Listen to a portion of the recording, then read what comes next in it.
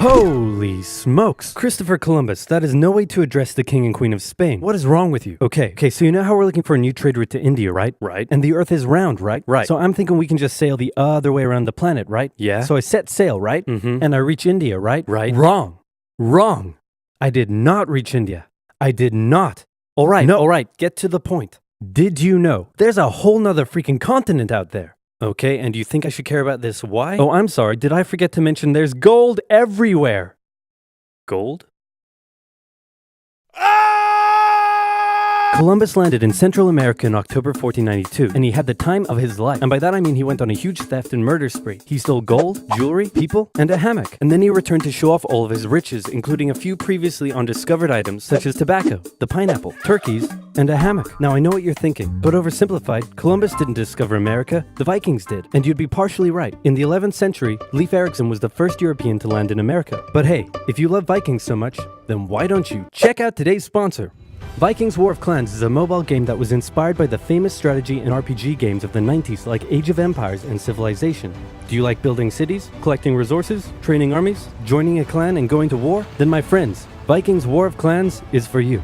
And what makes its world so addictive is that more than 20 million online players are constantly changing the way the game evolves by never-ending fighting over resources, forging new alliances, and competing in live events. Support my channel by downloading Vikings for free, only from my links in the description box below, and get the special bonus of 200 gold coins and a protective shield. Don't forget to look me up and join my Vikings clan under my nickname, Simplified. Now where was I? Oh yeah, Columbus, time of his life, hammock. And suddenly the race was on to explore and conquer the New World. After a couple centuries of warring with the natives and each other, the European powers had claimed quite a lot of land, including this area, which both the English and the French claimed as theirs. One day the French said, I'm gonna build some forts along here. And the English were like, could you not? And the French said, sorry, but no, I could not. And they went ahead and built their forts, which pissed off the English, so they sent an up-and-coming British lieutenant colonel by the name of George Washington with a combined force of British troops and Native Americans. After a short battle, the French commander said, all right, we surrender. Okay, boys, pack it up. They're surrender. Oh, sorry, was I not meant to split his head open with the tomahawk? Don't worry. It's not like this will start a 7-year-long major global conflict. And what happened next was a 7-year-long major global conflict, which Great Britain won. At the peace negotiations, Spain gave up Florida, while France gave up all of its territories in North America. But Britain's victory came at a cost, a £60 million cost. They were now broke, in a lot of debt, and had to come up with some way to repay it. So they went to the colonies and said, okay, listen up. So a huge part of the war was spent protecting you from the French, and now we have no money because of it. So I'm not sure what you're saying here. Okay, so we spent a lot of money protecting you from the French, right? Right. And now we're broke. That certainly is a pickle. Listen to me. We spent all of our money protecting you, and now we need money.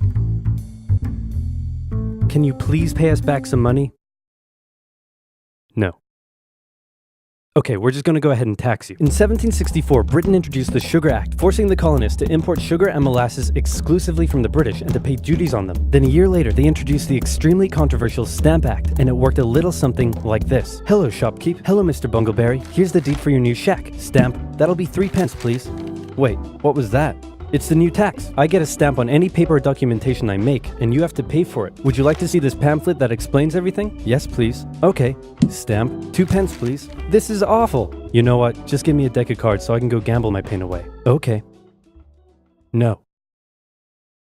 Don't do it. Stamp. Obviously, the colonists were like, hey my dudes, this new tax legislation right here, this is BS. Until now they had enjoyed relative freedom to rule themselves, and now suddenly Britain was asserting its control. They were especially unhappy because they didn't have any representatives in the parliament that was levying taxes on them. So they protested, orators gave fiery speeches, British goods were boycotted, and anyone loyal to the British found themselves increasingly harassed. The whole thing actually began to take quite a toll on British business, and after just a couple years, the British were forced to repeal the Stamp Act. But we still desperately need money. What should we do? We could try taxing the colonies. Great idea. Wait, didn't we literally just try that and it failed miserably? Man, look at me. I look fabulous. Have you ever seen such a handsome boy? No siree, Georgie. No way. You're the handsomest, smartest, most popular king that ever lived, and everybody likes you. You're doing such a good job. Your Majesty? Oh, you're still here. Get the hell out. So in 1766, the British made a declaration saying, we can do what we want because we're in charge and you can all go suck it. Then they levied a whole bunch of new taxes on the Americans via import duties. Glass? There's a tax for that. Lead? There's a tax for that. Paper? Tea? Oil? There's a tax for that. And once again, the Americans boycotted British goods, British business felt the pinch, and the British had to back down. Alright, this is ridiculous. They're my colonies and I have to be able to assert my control. Repeal all the new taxes except for the one on tea. Also send 1,000 troops to Boston to take control. Oh, and make the colonists pay for them. And as British troops arrived, the tension in Boston was palpable. You could cut it with a knife, and it was all about to come to a head. On March 5th, a band of local patriots began heckling a British guard at the customs house. More and more Americans joined in the heckling, while more British troops turned up in support of their comrade. Snowballs were thrown at the British. The snowballs turned to rocks, the rocks to oyster shells. The soldiers, outnumbered, panicked. One thing leads to another, and you can see where this is going. 5 civilians were killed. The Patriot press throughout the colonies declared the Boston Massacre an unwarranted crime committed against the people of Boston by the cruel British, and the anger continued to grow. A British revenue schooner that ran aground in Rhode Island was burned by the locals. When it came to light that the governor of Massachusetts supported the suppression of the colonists, his house was burned by the locals. And next, the colonists would set their sights on the remaining tax on tea. On December 16, 1773, a band of patriots known as the Sons of Liberty disguised themselves as Native Americans, marched down to Boston Harbor, boarded a British merchant ship loaded with tea, and in front of thousands of spectators, threw nearly 10,000 pounds worth of tea overboard.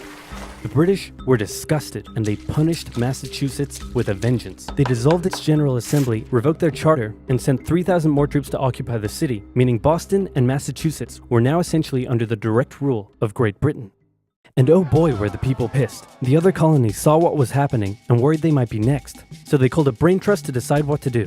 56 delegates from 12 colonies gathered and met in Philadelphia at the First Continental Congress, and the roll call read like a who's who of America's finest thinkers. I'm talking lawyers extraordinaire Johnny A and Johnny J, experienced military commander George Washington, businessman and future alcoholic beverage Samuel Adams, fiery orator Patty H, guy who married a rich lady, Big J. Dickinson. And while they weren't present at the first Congress, soon names like James Madison, Benjamin Franklin, Thomas Jefferson, and much later Alexander Hamilton would all serve time in the Continental Congress. The question now, though, was what to do about the British. After much bitter debate and disagreement, they eventually agreed on an amazing solution. They would simply ask the British to stop. Can you stop? No.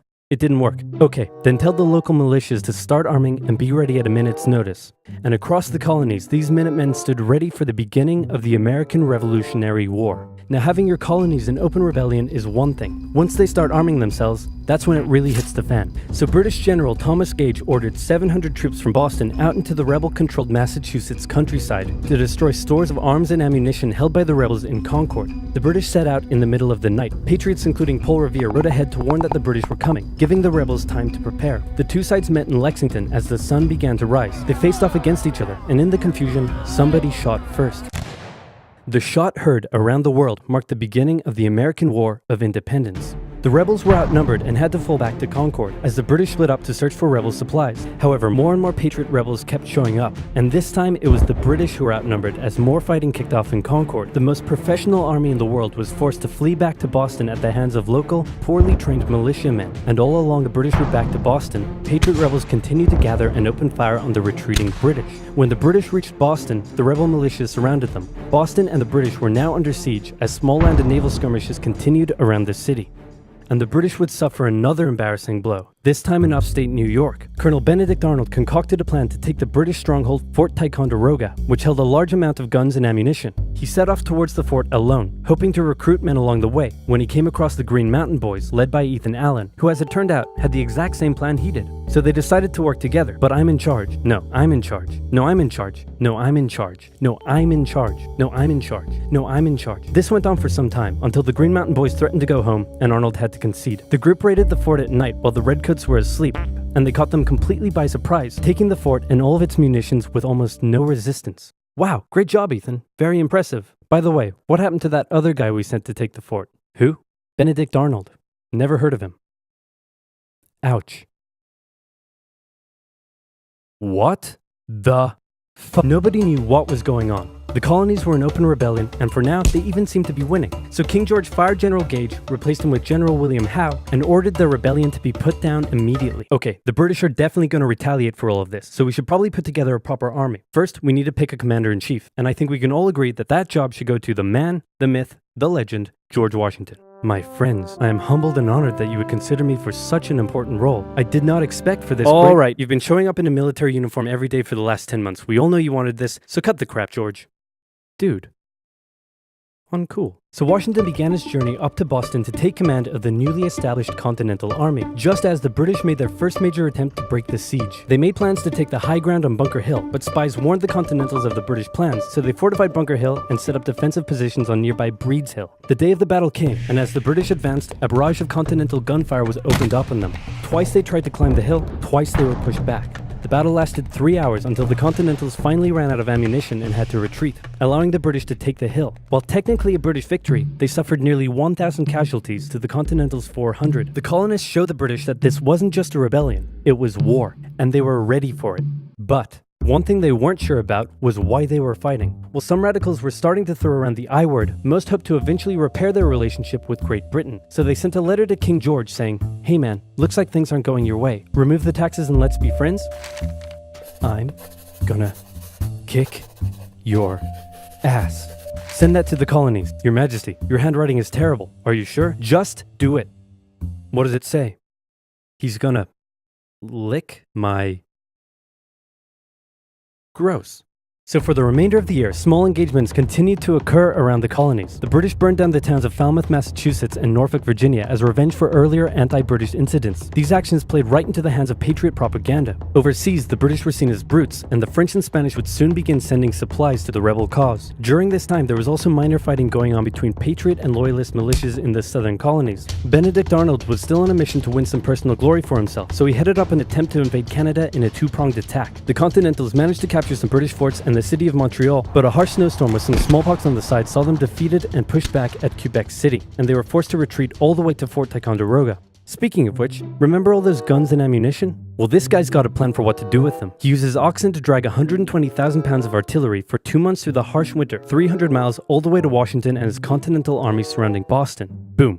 Washington's got himself some big guns, which is fortunate because up until now his army had been suffering through the cold winter, not knowing when the siege would end. Now, they could make a move. Washington wanted to launch a full assault on the city, but his junior officers felt the British were too fortified, and to his credit, Washington was great at hearing and taking on board the ideas of others. Instead, the Continentals worked through the night setting the guns up on Dorchester Heights, overlooking the city, and when dawn broke and the British saw the guns, they knew they were toast. Their positions were completely exposed. It was checkmate. They had no choice but to abandon the city. 120 ships carried 9,000 redcoats and 2,000 loyalists away to an unknown fate, and Washington had his first victory of the war. Washington then moved his army to New York, knowing that when the British returned, they would probably land there. In the meantime, a friendly-looking old man by the name of Thomas Paine had written and published a pamphlet called Common Sense, in which he advocated for total independence from Great Britain. It spread across the colonies like wildfire, and to this day remains the best-selling title in America. It was read aloud in taverns and meeting halls, and brought the idea of independence into the mainstream. Congress began to seriously consider the idea. Thomas Jefferson was selected to write up an official Declaration of Independence, and he went hard, writing that all men are created equal, with certain inalienable rights, including life, liberty, and the pursuit of happiness. Of course, Jefferson had over 100 slaves, but we don't have to talk about that. On the 2nd of July, Congress voted unanimously in favor of independence, and John Adams declared that the 2nd of July would go down as the most remembered day in American history. Then a couple days later, independence actually came into effect. The United States of America was born. There was no turning back now. The Americans tore down a statue of King George in New York and melted him down into 42,000 musket balls. To the British, it was treason, and if the king had his way, Washington and all of Congress would be hung. Speaking of the British, guess who's back? The king sent an intimidating force of 130 warships and 25,000 men to New York. Washington knew that taking on the most powerful military in the world wouldn't be easy. The British set up camp on Staten Island as the Americans dug into defensive positions around Brooklyn Heights, waiting for an attack to come. But the British just waited, wearing down their opponent's nerve while building their own strength. At one point, they launched a big scary artillery barrage and then said, "You know, if I was you right now, I'd probably sue for peace." But Washington told them to shove it. The Americans kept holding out for what was coming, and when they finally hit, they hit hard. 15,000 British troops approached the American position, and the two sides fired on each other in massive rows. But what the Americans didn't realize was they were only fighting a decoy. The main British force was going around to flank the Americans from behind, and when they arrived, they inflicted heavy casualties. The Americans panicked and retreated back to Brooklyn Heights, where they then found themselves trapped between the British army and the river. It looked as though the war was already lost, but luckily, instead of attacking, the British decided to dig in for a siege, and then a thick fog set in, allowing Washington's army to escape across the river unimpeded. The British continued to chase and engage the Americans up Manhattan, and the Americans suffered defeat after defeat after defeat. It was a disaster. Washington's leadership was called into question, as thousands of American POWs were left to rot as traitors. Washington's army fled through New Jersey all the way down to Pennsylvania. Rarely had an army been so badly beaten yet survived to fight another day.